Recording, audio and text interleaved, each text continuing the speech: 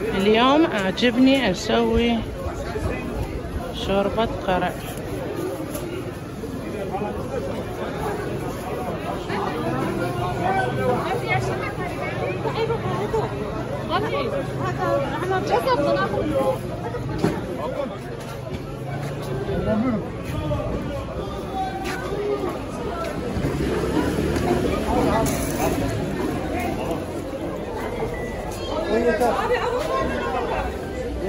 Avokado 250 kilo. Yeter mi? Yeter. Ne olur o? 25 gram çaldık kırtasın.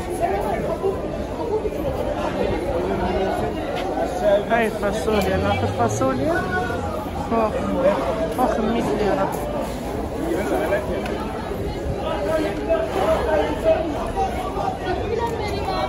كيلو ne kadar? 150. Güneşe sattık. Güneşte içip Taze.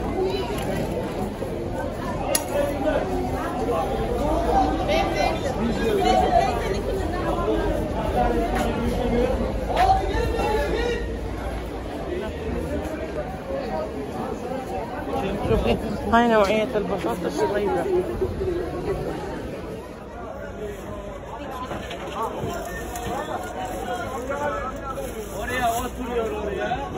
دوماتس ne kadar? يعني بروكلي عندنا بالبيت.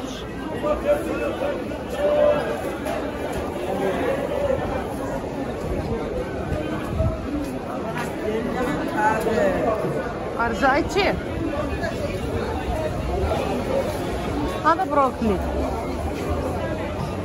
هاي بروكلي ب60. شوف القرع يا محلى القرع. جنن.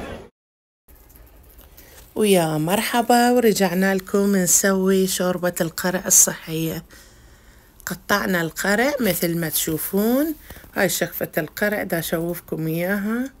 قطعناها هالشكل هذا.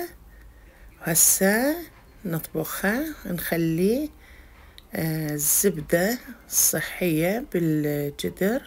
وخلينا البصل حتى يتكرمل. قطع الجزر والزنجبيل وبطاطا وشوية ثوم. هاي هنا نظل نحرك بيهن. بعد ما يذبلون نخلي قطع القرع ونضيف لها مي حار.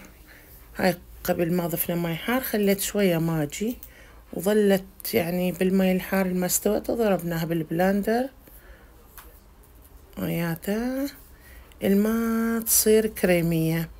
ونخلي لها هاي الكريمة بالنهاية، مو هواية يعني، المهم حتى شوية يتغير لونها. وهاي دا نخلط بيها للشوربة، ريحتها تجنن ما أحكي لكم.